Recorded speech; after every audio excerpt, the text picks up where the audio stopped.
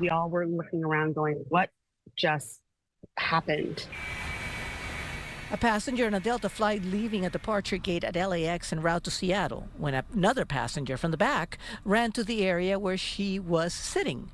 He ran up to the front and said, what do I do now? And the flight attendant looked at him and said, you need to go back to your seat. He didn't, and what happened next, as you can see from passenger photos, ended up involving LAX police. The individual got up, asked the flight attendant if he could leave the aircraft. She informed him that he could not. She yelled, you cannot open the door. Do not open the door. You cannot open the door, and tried to get him. And in 2 seconds, he opened the door and the slide deployed. He went down the slide and he was on the tarmac.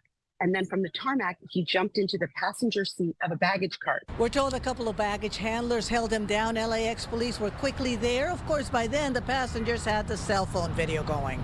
He was detained by airport police, and he's now currently being taken to an area hospital where he's going to be held for a psychological evaluation. Like the flight attendants, by the way, Delta has been amazing. How quickly it happened.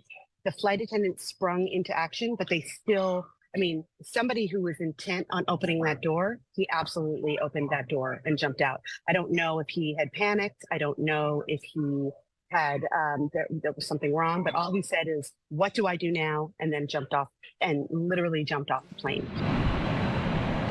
No other Delta flights were delayed, and passengers were on their way soon enough with one sobering thought. And I think obviously we were extremely lucky that we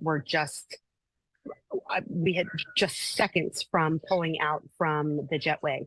But yes, in midair. If it had happened in midair, obviously it would be a different story.